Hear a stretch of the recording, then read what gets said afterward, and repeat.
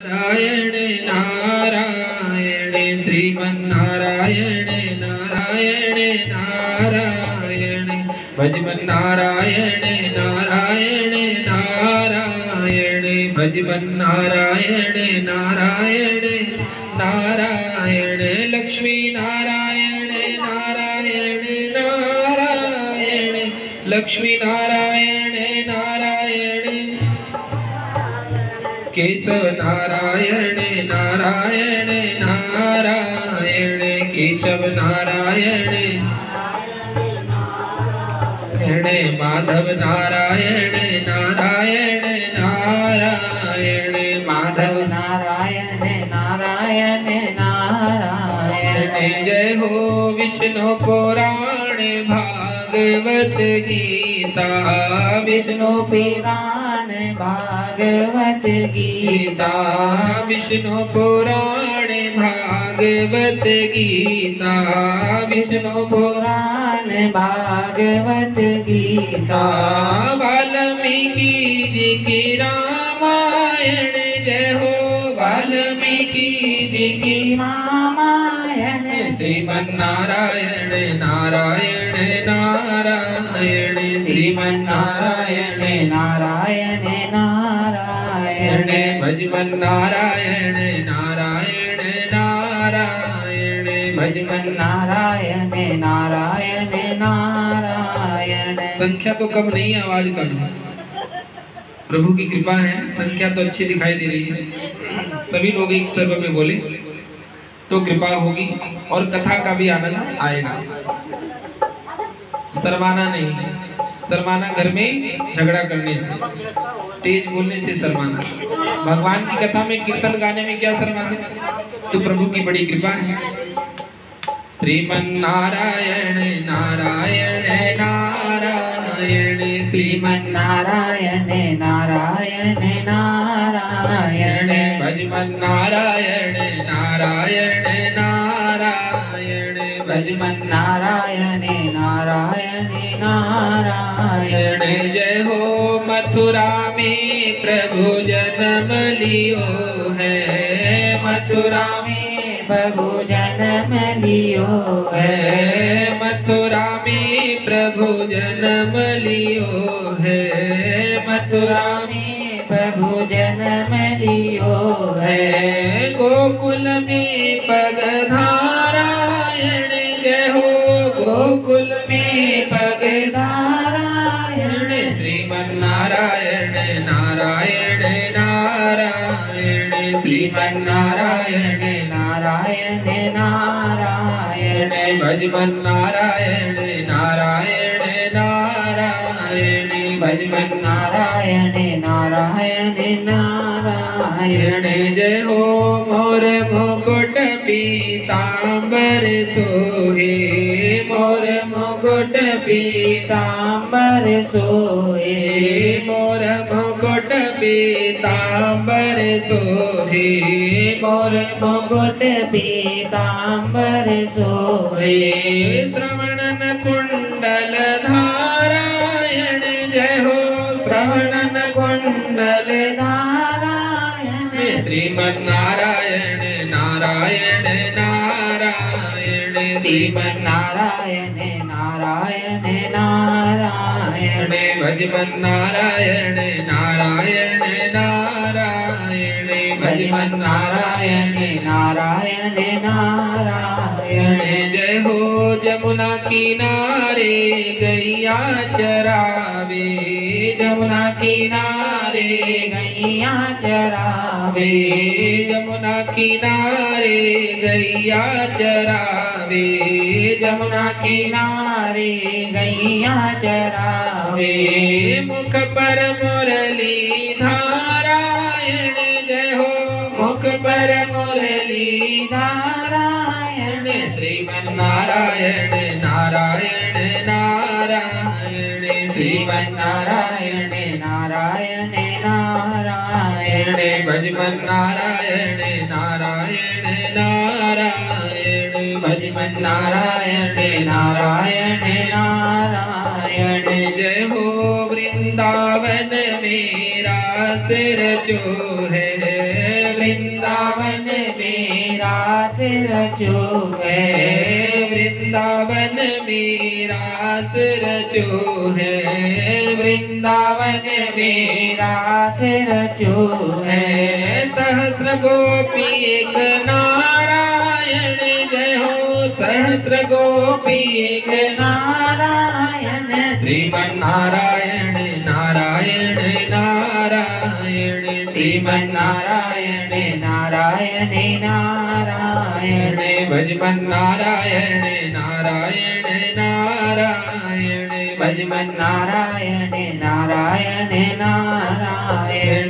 जय हो जो नारायण नाम लेते हैं, जो नारायण नाम लेते हैं, जो नारायण नाम लेते हैं, जो नारायण नाम लेते हैं। सब दुख हो जाए पारायण जय हो, सब दुख हो जाए पारायण, श्रीमन्नारायण नारायण नारायण, श्रीमन्नारायण नारायण नारायण, भजमन्नारायण नारायण नारायण, भजमन्नारायण नारायण नारायण। बोली लक्ष्मीनारायण भगवान की, सत्यनारायण भगवान की। चलो भजन तो आपने जैसे तैसे गा लिया, कोई बात नहीं, लेकिन जयकारे में तो आवाज आनी चाहिए, थोड़ा पता लगे कि यहाँ भक्त लोग बैठे हैं। बोलो सत्यनारायण भगवान की, लक्ष्मीनारायण भगवान की। अभी भी थोड़ी सी कसर है, बाद में पूरी कर लेना। पहला अध्याय, आज का विषय है सत्यनारायण व्रत कथा। सत्य का अर्थ सत्य है और नारायण का अर्थ भगवान विष्णु है और व्रत का अर्थ है नियम। आज हम नियम से भगवान के श्री चरणों में कथा श्रवण करने बैठे हैं और हमारा नियम यही है कि जब भी जयकारा लगेगा हम बोलेंगे, जब भी भजन होएगा हम गाएंगे और जब कथा होगी तो हम श्रवण करेंगे, सुनेंगे। ये इस व्रत का नियम है और किसी से किसी प्रकार की कोई बात नहीं करेंगे और अपने अपने घरों में ज्यादा ध्यान नहीं देंगे, क्योंकि यहाँ भगवान बैठे हुए हैं सबको देखने के लिए, सबका घर देखने के लिए। जब कोई भगवान की कथा में बैठता है तो भगवान उसके घर परिवार की चिंता स्वयं करते हैं। तो इसलिए थोड़ी देर के लिए भगवान के श्री चरणों में अपने मन को अर्पण कर दें। प्रभु मेरे मन को आप अपने श्री चरणों में रखें। कैसे? अभी हमने भजन गाया श्रीमन नारायण। श्री का अर्थ माँ लक्ष्मी, मन का अर्थ हमारा मन। माँ लक्ष्मी हमारे मन को श्री नारायण के चरणों में रखें। लक्ष्मी नारायण के बीच में हमने अपने मन को लगा दिया ताकि कथा के बीच में हमारा जो मन है कहीं न भटके। ये हमारे कथा का नियम है। इस नियम से हम लोगों को कथा सुननी है। आइए भगवान की कथा प्रारंभ करते हैं। बोलो लक्ष्मी नारायण भगवान की, श्री सत्यनारायण भगवान की। पहला अध्याय। मेरे सूत्र को भूलना नहीं, जो मैंने शुरू में आपको बताया कथा से पहले, इसको ध्यान रखें। जब भी जयकारा लगेगा जोर से बोलना है। लक्ष्मी नारायण भगवान की, सत्यनारायण भगवान की। भगवान शिव की अमर कथा आती है, सबने सुना होगा। जब भगवान शिव माँ पार्वती को अमर कथा सुना रहे थे तो एक वचन लिया था कि कथा तो मैं सुनाऊंगा, लेकिन आपको हुंकार भरना है। आपको बीच में हूँ करके बताना है कि मैं जगी हुई हूँ, सोई नहीं हूँ। जो बीच में जयकारा लगाते हैं उनको नींद नहीं आती, और जो मुंह चुपचाप करके बैठे रहते हैं उनको नींद आ जाती है कथा में। ये कथा का श्राप भी है, तो इससे भी सावधान रहें। हमें नींद भी नहीं आनी चाहिए, कथा को भी श्रवण करना है। पहला अध्याय। एक समय नैमिषारण्य तीर्थ में सौनक आदि 88,000 ऋषियों ने भगवान श्री सूत जी से पूछा कि हे प्रभु, इस कलयुग में वेद विद्या के न रहते हुए मनुष्यों को प्रभु की भक्ति किस प्रकार मिलेगी और उनका उद्धार कैसे होगा। ऋषियों ने क्या पूछा? इस कलयुग में क्या नहीं है? वेद नहीं है। वेद कहते हैं भगवान की भाषा को, और जो ब्राह्मण लोग मंत्र पढ़ते हैं वेद मंत्र ही हैं। कलयुग में ये कम है, इसका असर भी कम है। लोगों की भगवान में श्रद्धा भक्ति कम है। तो क्या नहीं कलयुग में? वेद नहीं है। वेद बोलते हैं भगवान की वाणी को। और हमारे भगवान कौन है? हमारे माता पिता। हमारे भगवान कौन है? जिन्होंने हमें जन्म दिया, हमारे पिता, हमारे परमेश्वर, और हमारी माँ, हमारी माता। तो वेद नहीं है, माता पिता की बात कोई मानता नहीं। इस कलयुग का प्रभाव है। दूसरा क्या नहीं है? विद्या नहीं है। आजकल पढ़ लिख कर भी किसी को ये नहीं पता कि हमें अपने बड़ों के सामने जबान खोलनी नहीं चाहिए, और एक इशारा होने की जरूरत है। हम लोग इतना लेक्चर दे देते हैं, लगता है कि पढ़ाई तो बस हमने की है, माता पिता तो बेकार है। ऐसा नहीं, तो ये कलयुग में नहीं है। इसीलिए भगवान सत्यनारायण की कथा से सबको जोड़ा गया कि समय समय पर कथा सुने और अपने जीवन में उतारे, और अपने घर में जो है अच्छी प्रेरणा लेकर अच्छे बड़े होकर योग्य बने, और संस्कार सहित भगवान के श्री चरणों में प्रेम बढ़े। तो मनुष्य को प्रभु की भक्ति किस प्रकार मिलेगी? ना तो कोई माता पिता की सुनता है, और ना कोई विद्या का प्रयोग करता है। तो इसलिए हे मुनि श्रेष्ठ, कोई ऐसा तप कहिए जिससे थोड़े समय में पुण्य प्राप्त होए तथा मनवांछित फल मिले। वह कथा सुनने की हमारी इच्छा है। सर्वशास्त्र के ज्ञाता भगवान सूत जी बोले, हे वैष्णव में पूज्य, आप सबने प्राणियों के हित की बहुत अच्छी बात पूछी है। अब मैं श्रेष्ठ व्रत को आप लोगों से कहूंगा, जिस व्रत को नारद जी ने लक्ष्मी नारायण भगवान से पूछा था। और लक्ष्मीपति ने मुनि श्रेष्ठ नारद जी से कहा था, सो ध्यान से सुने। एक समय योगी राज नारद जी दूसरों की हित की इच्छा से अनेक लोकों में घूमते हुए मृत्यु लोक में आ पहुंचे। यहाँ अनेक योनियों में जन्मे प्राय सभी मनुष्यों को अपने कर्म के द्वारा अनेकों दुखों से पीड़ित देखा, और सोचा कि किस यत्न के करने से निश्चय ही इन प्राणियों को दुखों का नाश हो सकेगा। ऐसा मन में विचार करके भगवान नारायण के लोक को चले गए। वहां श्वेत वर्ण वाले चार भुजा वाले देवों की नारायण को देखकर, जिनके हाथों में शंख चक्र गदा पद्म थे, वरमाला पहने थे, उनकी स्तुति करने लगे और बोले कि हे भगवान, आप अत्यंत शक्ति से संपन्न हैं, मन और वाणी आपको पा नहीं सकती, आपका आदि मध्य अंत नहीं है, निर्गुण स्वरूप सृष्टि के आदि भूति भक्तों के दुखों को नष्ट करने वाले, आपको मेरा नमस्कार है। नारद जी से इस प्रकार की स्तुति सुनकर भगवान विष्णु बोले, हे मुनि श्रेष्ठ, आपके मन में क्या है और आप किस काम के लिए यहाँ आए हैं, निसंकोच होकर हमें बताएं।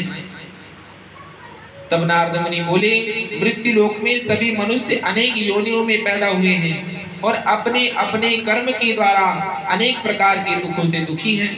हे नाथ, मुझ पर दया करते हो तो बताइए, उन मनुष्य के दुख थोड़ी ही प्रयत्न से कैसे दूर हो सकते हैं। भगवान जी बोले, नारद, मनुष्यों की भलाई के लिए तुमने बहुत अच्छी बात पूछी है। आज मैं जिस काम को करने से मनुष्य मोह से छूट जाता है, मैं तुमसे कहता हूँ, सुनो। बहुत पुण्य देने वाला, स्वर्ग और पृथ्वीलोक दोनों में दुर्लभ एक उत्तम व्रत है। आज मैं प्रेम के वश होकर तुमसे कहता हूँ, सत्यनारायण भगवान का ये व्रत अच्छी तरह विधि पूर्वक करके मनुष्य आयु पर्यंत मरने के बाद मोक्ष को प्राप्त करता है। भगवान के वचन सुनकर नारद मुनि बोले, उस व्रत का क्या फल है, क्या विधान है, किसने व्रत किया और किस दिन व्रत करना चाहिए, विस्तार से कहिए। भगवान ने कहा कि दुख शोक आदि को दूर करने वाला, धन धान्य को बढ़ाने वाला, सौभाग्य और संतान को देने वाला, यह व्रत सभी स्थानों पर विजय कराने वाला है। भक्ति श्रद्धा के साथ किसी भी दिन मनुष्य श्री सत्यनारायण भगवान की शाम के समय ब्राह्मण बंधुओं के संग धर्म प्राण होकर पूजा करें। भक्ति भाव से नैवेद्य केले का फल, घी दूध दही गेहूं का चूर्ण सवाया लेवे। गेहूं के अभाव में साठी का चूर्ण और शक्कर गुड़ ले और सभी भक्षण योग पदार्थ जमा करा के भगवान को अर्पण कर देवे तथा बंधु सिद्ध ब्राह्मणों को भोजन करावे। तत्पश्चात स्वयं भोजन करे, नृत्य गीत आदि का आचरण कर भगवान का स्मरण करता हुआ समय को व्यतीत करे। इस तरह व्रत करने पर मनुष्य की इच्छा निश्चय पूरी होती है। विशेषकर कलिकाल में भूमि पर यही मोक्ष का सरल उपाय है। पहला अध्याय समाप्त हुआ। बोलिए गणेश भगवान की, लक्ष्मी नारायण भगवान की, श्री सत्यनारायण भगवान की। दूसरा अध्याय भगवान सूत जी बोले कि हे ऋषियों, जिसने पहले समय में इस व्रत को किया है उसका इतिहास कहता हूं, ध्यान से सुनो। सुंदर काशीपुरी नगरी में एक अत्यंत निर्धन ब्राह्मण रहता था। वह भूख और प्यास से बेचैन हुआ। नित्य पृथ्वी पर घूमता फिरता ब्राह्मणों से प्रेम करने वाले भगवान ने जब ब्राह्मण को दुखी देखा तो स्वयं बूढ़ी ब्राह्मण का रूप बनाकर उसके पास पहुंच गए और बोले कि हे विप्र, तू नित्य दुखी हुआ क्यों फिरता है? हे श्रेष्ठ ब्राह्मण, मुझसे बतला, मैं सुनना चाहता हूँ। तब ब्राह्मण बोला कि मैं एक निर्धन ब्राह्मण हूँ और भिक्षा के लिए नित्य पृथ्वी पर घूमता फिरता हूँ। हे भगवान, यदि आप इसका उपाय जानते हो तो कृपा करके कहो। वृद्ध ब्राह्मण बोला कि श्री सत्यनारायण भगवान मनवांछित फल को देने वाले हैं, इसलिए हे ब्राह्मण, तू उनका पूजन कर, जिसके करने से मनुष्य सभी दुखों से मुक्त होता है। ब्राह्मण को व्रत का सारा विधान बतलाकर बूढ़ी ब्राह्मण का रूप धारण करने वाले भगवान अंतर्ध्यान हो गए। जिस व्रत को वृद्ध ब्राह्मण ने बतलाया है उसको मैं अवश्य करूंगा, ऐसा निश्चय करने पर उनको रात को नींद नहीं आई। सवेरे उठा और निश्चय करके व्रत का निश्चय किया, भिक्षा के लिए चल दिया। उस दिन उसको भिक्षा में बहुत सा धन मिला, जिससे बंधु बांधवों के संग उसने सत्य भगवान का व्रत किया। इसके करने से ब्राह्मण सभी दुखों से छूटकर अनेक प्रकार की संपत्तियों से युक्त हो गया। उसी समय से ब्राह्मण हर मास इस व्रत को करने लगा। इस तरह सत्यनारायण भगवान के व्रत को जो करेगा सभी पापों से छूटकर मोक्ष को प्राप्त होगा। आगे पृथ्वी पर भगवान के व्रत को जो करेगा सभी बंधनों से छूट जाएगा। इस तरह नारद जी से नारायण जी का कहा व्रत मैंने आप लोगों से कहा। हे विप्र लोगों, और अब मैं क्या कहूँ? ऋषि मुनि बोले, मुनीश्वरों, संसार में इन ब्राह्मणों से सुनकर किस किसने इस व्रत को किया है वह भी हम सुनना चाहते हैं, इसके लिए हमारे मन में बड़ी श्रद्धा है। भगवान सूत जी बोले कि हे मुनियों, जिसने इस व्रत को किया है वे सब सुनो। एक समय ब्राह्मण धन और ऐश्वर्य के अनुसार बंधु बांधवों के संग व्रत करने को तैयार हो गया। उसी समय एक लकड़ी बेचने वाला बूढ़ा आदमी आया। बाहर लकड़ियों को रखकर ब्राह्मण के मकान में गया। प्यासे दुखी लकड़हारा उनको व्रत करते हुए देखकर ब्राह्मण को नमस्कार किया। कहने लगा, आप यह क्या कर रहे हैं? इसके करने से क्या फल मिलता है? कृपा करके कहो। ब्राह्मण ने कहा कि सभी मनोकामनाओं को पूरा करने वाला यह भगवान सत्यनारायण का व्रत है। इन्हीं की कृपा से मेरे यहाँ धन धान्य आदि की वृद्धि हुई है। ब्राह्मण से इस व्रत के बारे में जानकर लकड़हारा बहुत प्रसन्न हुआ। चरणामृत दिया, प्रसाद खाने के बाद अपने घर को गया। लकड़हारे ने मन में इस प्रकार का संकल्प किया कि आज गांव में लकड़ी बेचने से जो भी धन मिलेगा मैं उसी से भगवान सत्यनारायण का उत्तम व्रत करूंगा। ऐसा मन में विचार करके बूढ़ा आदमी लकड़ियों को अपने सिर पर रखकर जिस नगर में धनवान लोग रहते थे ऐसे सुंदर नगर में चला गया। उस रोज वहां उन्हें लकड़ियों का दाम पहले से 4 गुना अधिक मिला। तब वह बूढ़ा लकड़हारा दाम लेती प्रसन्न हो पक्के केले की फली, घी, शक्कर, दूध, दही, गेहूं का चूर्ण सवाया लेकर भगवान के व्रत की सभी सामग्रियों को लेकर अपने घर को गया। फिर उसने अपने भाइयों को बुलाकर विधि के साथ भगवान का पूजन किया, व्रत किया। उस व्रत के प्रभाव से बूढ़ा लकड़हारा धन पुत्र आदि से युक्त हो गए। संसार के सभी सुख भोग कर अंत में बैकुंठ धाम को चला गया। दूसरा अध्याय समाप्त हुआ। बोलो गणेश भगवान की जय, लक्ष्मी नारायण भगवान की जय, श्री सत्यनारायण भगवान की जय।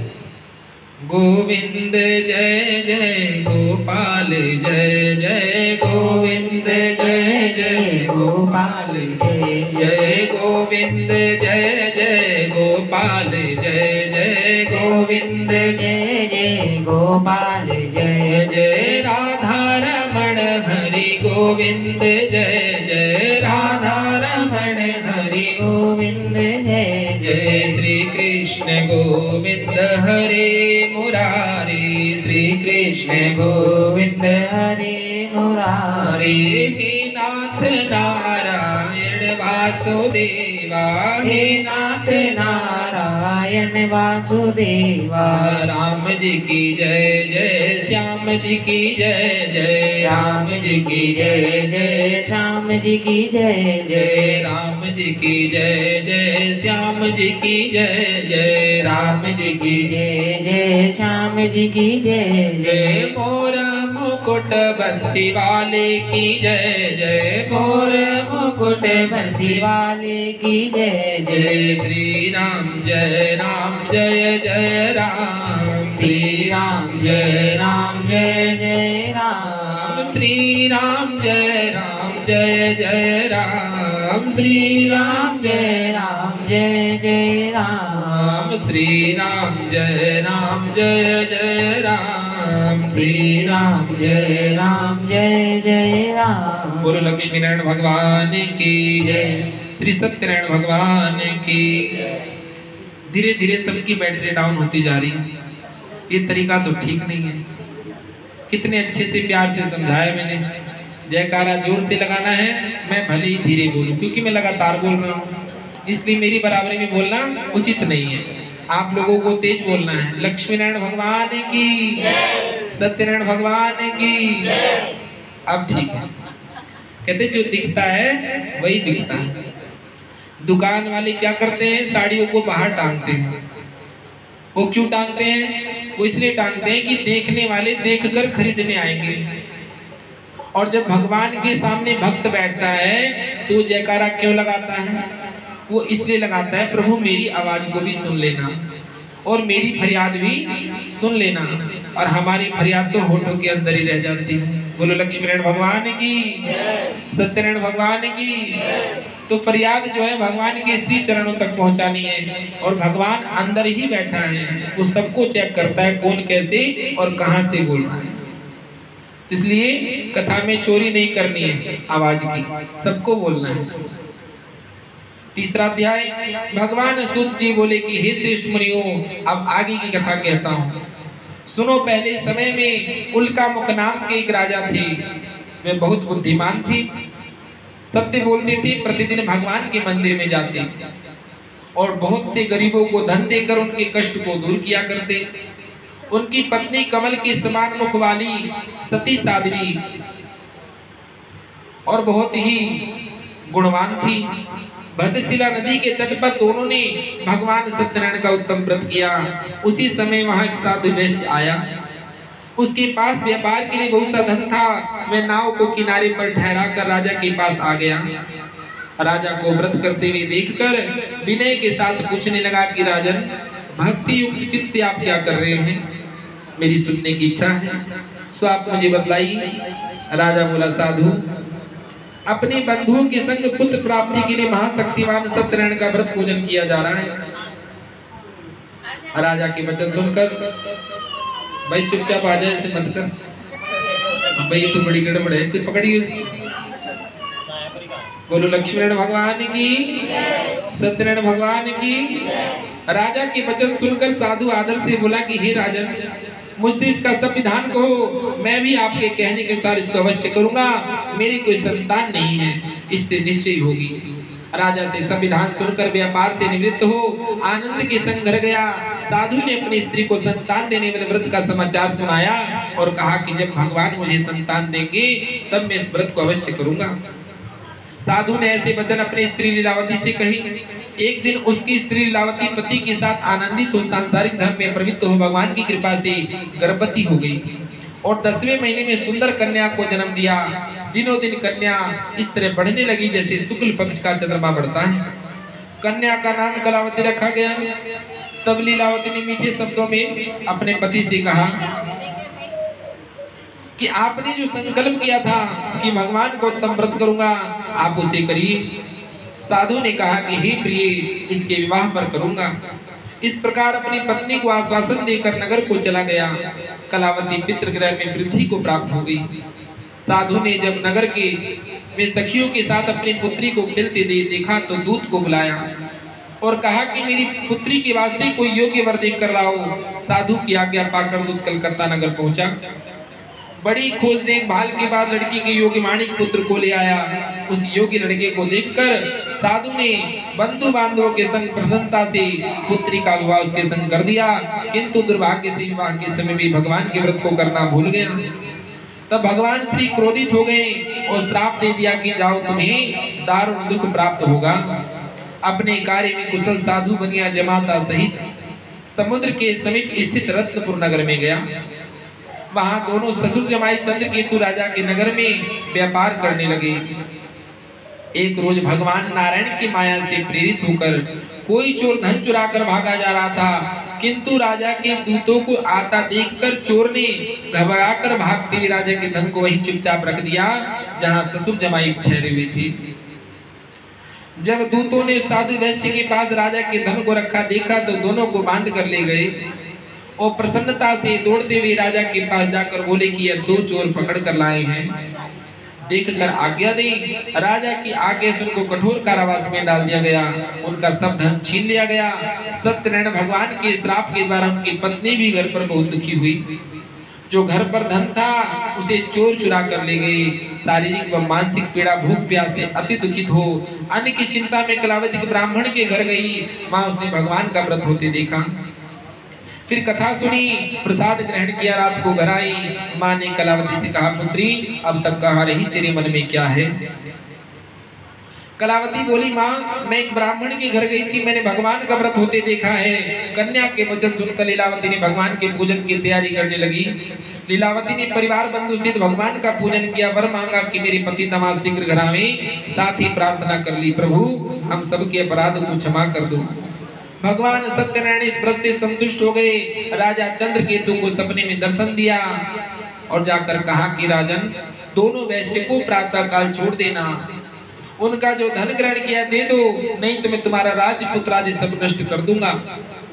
राजा से ऐसे वचन कहकर भगवान अंतर ध्यान हो गए।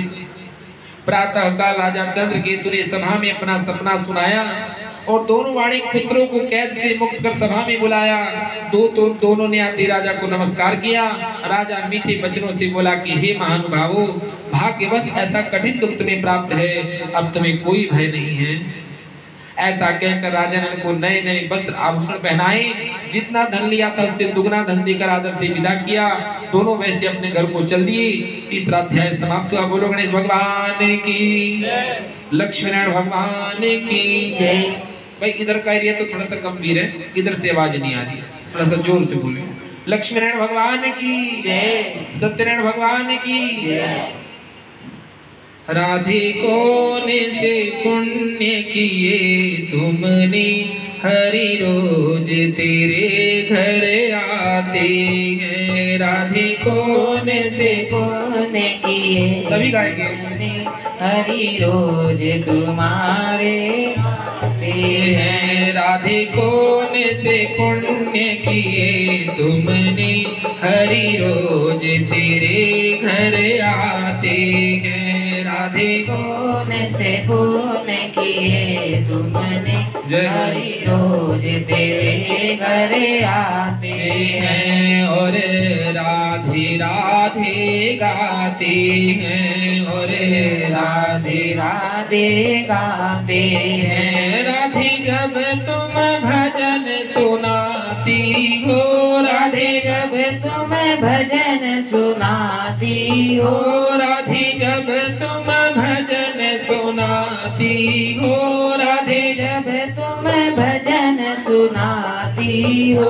हरि बंसी बजाने आते हैं, हरि बंसी बजाने आते हैं। और राधे राधे गाते हैं, और राधे राधे गाते हैं। राधे कौन से पुण्य किए तुमने, हरि रोज तेरे घर आते हैं। राधे कौन से पुण्य किए तुमने, हरि रोज तेरे घर आते हैं। राधे जब तुम भोजन बनाती हो, राधे जब तुम भोजन बनाती हो, राधे जब तुम भोजन बनाती हो, राधे जब तुम भोजन बनाती हो।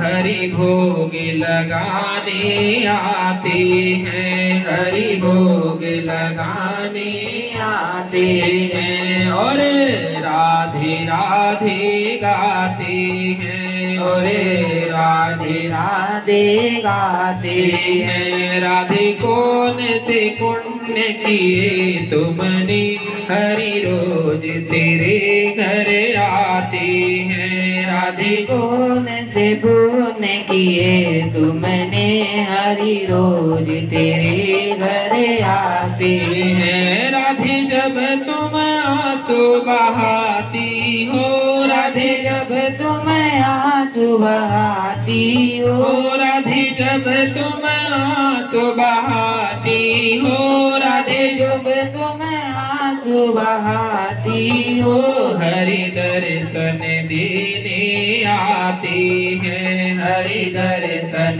देने आते हैं, और राधे राधे गाते हैं, और राधे राधे गाते हैं। राधे कौन से पुण्य किए तुमने, हरि रोज तेरे घर आते हैं, राधे कौन से पुण्य किए तुमने, हरि रोज तेरे घर आते हैं, और राधे राधे गाते हैं, और राधे राधे गाते हैं। राधे जब तुम झूला झूलती हो, राधे जब तुम झूला झूलती हो, राधे जब तुम झूला झूलती हो, राधे जब तुम झूला झूलती हो, हरि जोटा देने आते हैं, हरि जोटा देने आते हैं, और राधे राधे गाते हैं, और राधे राधे गाते हैं। राधे कौन से पुण्य किए तुमने, हरि रोज तेरे घर आते हैं, राधे कौन से पुण्य किए तुमने, हरि रोज तेरे घर आते हैं, और राधे राधे गाते हैं, और राधे राधे गाते हैं। राधे जब तुम आंसू बहाती हो, राधे जब तुम आंसू बहाती हो, राधे जब तुम आंसू बहाती हो, राधे जब तुम आंसू बहाती हो, हरि दर्शन देने आती है, हरि दर्शन देने आते हैं, और राधे राधे गाते हैं, और राधे राधे गाते हैं। राधे कौन से पुण्य किए तुमने, हरि रोज तेरे घर आते हैं, राधे कौन से पुण्य किए तुमने, हरि रोज तेरे घर आते हैं, और राधे राधे गाते हैं, और राधे राधे गाते हैं। बोले लक्ष्मी नारायण भगवान की, सत्यनारायण भगवान की। चौथा अध्याय। भगवान सूत जी बोले कि वैश्य ने मंगलाचार करके यात्रा को आरंभ किया और अपने नगर को चल दिया। उनके थोड़ी ही देर निकलने के बाद भगवान दंडी वेश बदल कर आए और सत्यनारायण भगवान ने जाकर उनसे पूछा कि साधु तेरी नाव में क्या है।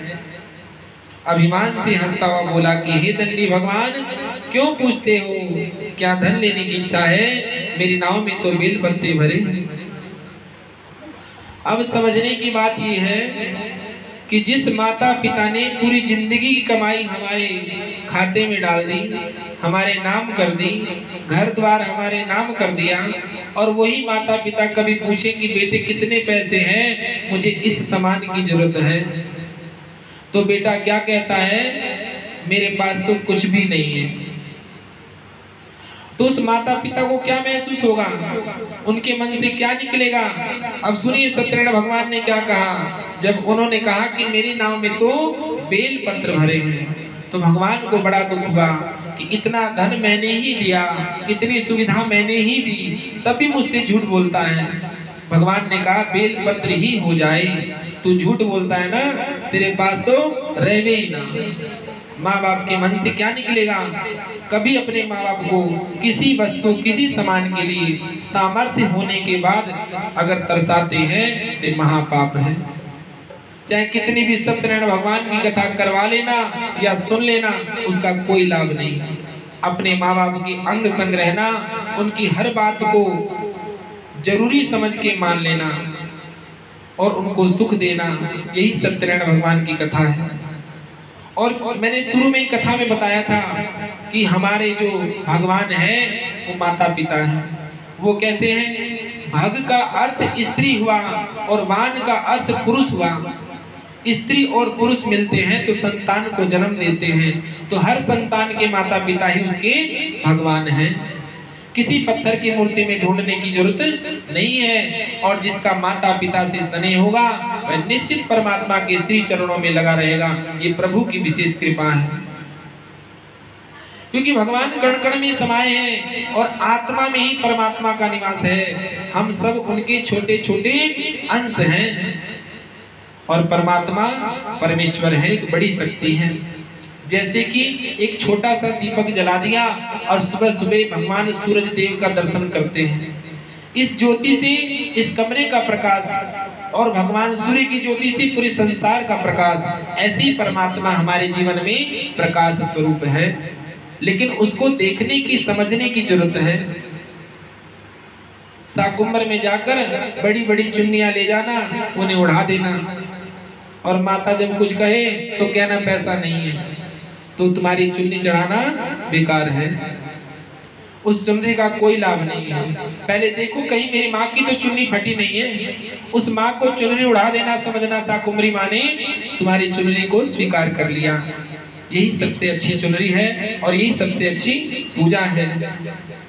वैश्य का कठोर वचन सुनकर भगवान ने कहा तेरा वचन सत्य हो जाए, और कहकर ऐसा जाकर समुद्र के किनारे बैठ गए। किसी के माँ बाप कभी भी अपने बच्चे से नाराज बहुत समय तक नहीं होते, क्योंकि वो उसका कल्याण चाहते हैं, उसका बुरा नहीं चाहते। अगर गुस्से में बोल भी रहे हैं तो उसमें भी भला छिपा है। लेकिन बच्चे क्या समझते हैं, हमसे तो ढंग से बात की नहीं, लेकिन उसमें भी तो लाभ है। भगवान नाराज तो हो गए लेकिन वहां से गए नहीं, कुछ दूर जाकर बैठ गए कि शायद इसकी समझ में आएगा तो फिर मेरे पास आएगा। उसका इंतजार किया भगवान ने, और दंडी भगवान जैसे ही चले गए। नित्य कर्म करने के बाद वैश्य ने क्या देखा, जिस नाव में धन भरा था उसमें बेलपत्ते हो गई, और नाव जो पानी में धसी थी वो नाव पानी से ऊपर आ गई, हल्की हो गई। कहाँ जेवरों का, गहनों का, कपड़ों का वजन, और कहाँ बेलपत्र। और उसने बड़ा आश्चर्य किया कि नाव ऊपर कैसे आ गई, और नाव में जाकर क्या देखा कि नाव में तो बेलपत्र भरे हैं। और बेलपत्र देखते ही अचंभा किया और मूर्छा आ गई, जमीन पर धड़ाम से गिर गया। तब मूर्छा खुली, और मूर्छा खुलने पर अत्यंत शोक प्रकट करने लगा। तब उनका दामाद ने कहा कि आप शोक न करें, यह भगवान दंडी का श्राप है, अतः हमें उन्हीं की शरण में चलना चाहिए, तभी हमारी मनोकामना पूरी होगी। दामाद के वचन सुनकर भगवान दंडी के पास पहुंचा, अत्यंत भक्ति भाव से नमस्कार करके बोला, मैंने आपसे असत्य वचन कहे थे, आप उन्हें क्षमा करो। ऐसा कहकर महान शोक में डूब कर रोने लगा। तब दंडी भगवान बोले, माणिक पुत्र मेरी आज्ञा, तुझे बार बार दुख मिला है, तू मेरी पूजा से विमुख हुआ है। साधु बोला कि हे भगवान, आपकी माया से मोहित ब्रह्मा आदि भी आपके रूप को नहीं जानते, मैं तो एक अज्ञानी हूँ, कैसे जान सकता हूँ। आप प्रसन्न हो जाइए और मैं अपनी सामर्थ्य के अनुसार आपकी पूजा करूंगा, मेरी रक्षा करो और पहले के समान मेरी नौका में धन भर दो। उसके भक्ति युक्त वचन सुनकर भगवान प्रसन्न हो गए, उसकी इच्छा के अनुसार भर देकर अंतर ध्यान हो गए। भगवान सिर्फ पूछने मात्र से प्रसन्न हो गए कि प्रभु मेरी गलती हो गई। भगवान को कुछ भी नहीं चाहिए, माँ बाप को भी इसी तरह बच्चों से कुछ भी नहीं चाहिए। माँ बाप तो सर्वस्व बच्चे पर लुटाना चाहते हैं। कैसे? माँ बाप जो है जिंदगी भर की कमाई बेटे के नाम खुशी से कर देते हैं, उनको तनिक भी दुख नहीं होता अपने बच्चे के लिए, और बच्चे को तनिक भी देर नहीं लगती उनका दिल तोड़ने में। और एक और अच्छी बात कहते हैं बच्चे आजकल, क्या कहते हैं, तुमने किया ही क्या, हमें पैदा कर दिया और छोड़ दिया। मैं तो कहूँ, हे भगवान, जो भी बच्चा ऐसा कहता है उसको 4-4 बच्चे एक्स्ट्रा देना और खूब देना दबा के, ताकि उन्हें पता चले कि माँ बाप को कहने का क्या फल है। जब वो खुद माता पिता बनेंगे तब उन्हें पता चलेगा माँ बाप को उल्टा सीधा बोलने का क्या परिणाम होता है। अपनी वाणी को संयम में रख के माँ बाप से बात करनी चाहिए। तब उन्होंने नाव में आकर देखा कि नाव में धन परिपूर्ण है और वह अपने नगर के निकट पहुंचा। दूत को घर भेजा। दूत ने साधु के घर जाकर साधु की स्त्री को नमस्कार किया और कहा कि साधु अपने दामाद के सहित इस नगर के पास आ गए हैं। ऐसा वचन सुनकर साधु की स्त्री बड़ी खुशी के साथ सत्यदेव का पूजन किया और पुत्री से कहा कि मैं अपने पति के दर्शन को जा रही हूँ, तू कार्य पूर्ण करके शीघ्र आ।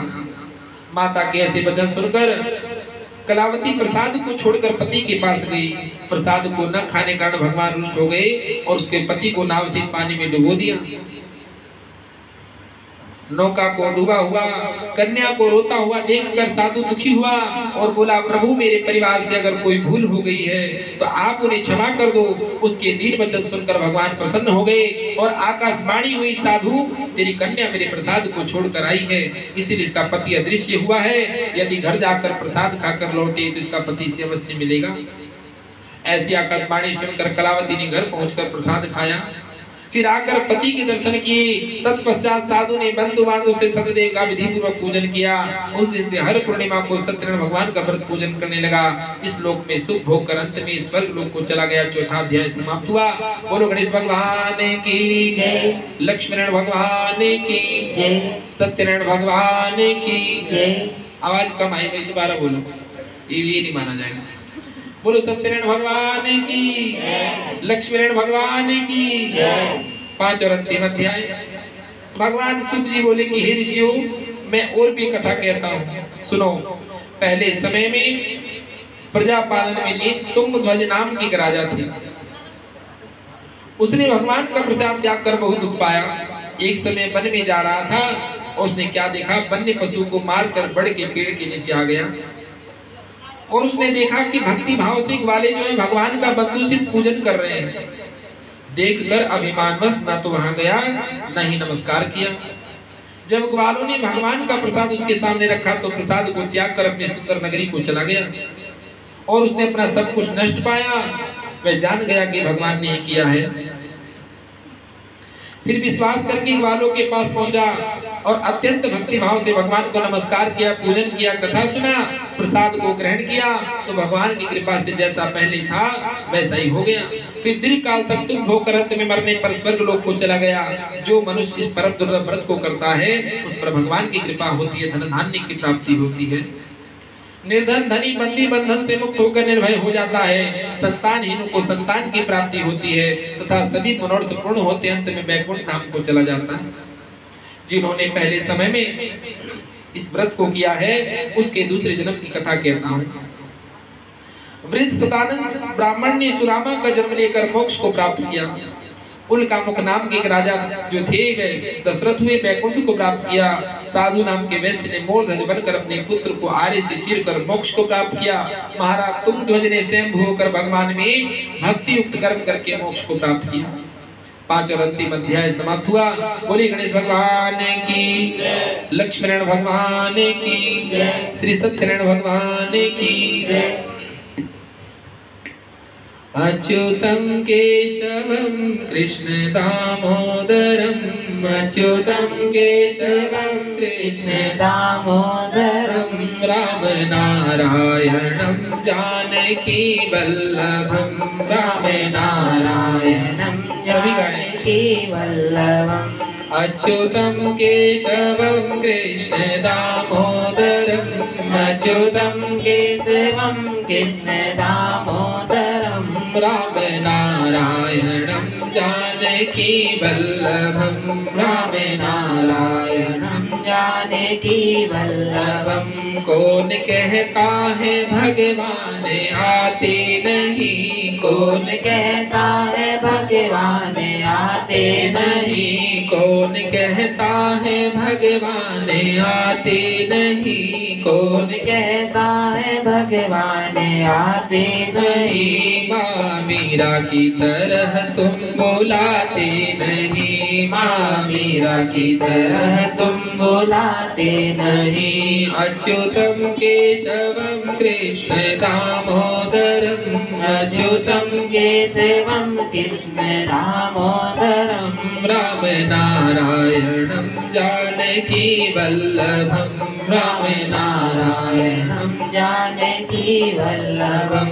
कौन कहता है भगवान खाते नहीं, कौन कहता है भगवान खाते नहीं। कौन कहता है भगवान खाते नहीं, कौन कहता है भगवान खाते नहीं। सबरी की तरह तुम खिलाते नहीं, सबरी की तरह तुम खिलाते नहीं। अच्युतम केशवम कृष्ण दामोदरम अच्युतम केशवम कृष्ण दामोदरम राम नारायणम जानकी वल्लभम राम नारायणम जानकी वल्लभम। कौन कहता है भगवान सोते नहीं, कौन कहता है भगवान सोते नहीं। कौन कहता है भगवान सोते नहीं, कौन कहता है भगवान सोते नहीं।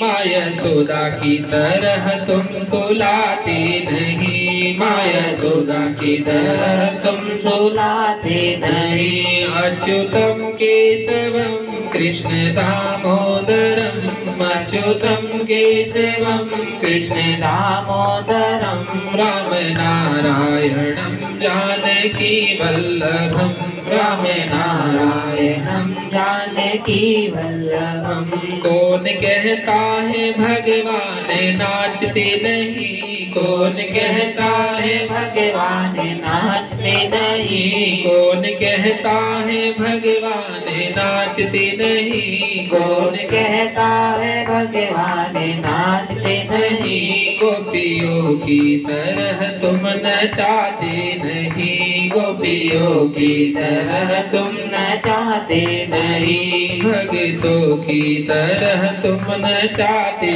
नहीं, भक्तों की तरह तुम नचाते नहीं। धनजी की तरह तुम तो गाते नहीं, धनजी की तरह तुम तो गाते नहीं। अच्युतम केशवम कृष्ण दामोदरम अच्युतम केशवम कृष्ण दामोदरम राम नारायणम जानकी वल्लभम राम नारायणम जानकी वल्लभम राम नारायणम जानकी वल्लभम राम नारायणम जानकी वल्लभम। बोलो कृष्ण भगवान की जय, लक्ष्मी नारायण भगवान की जय।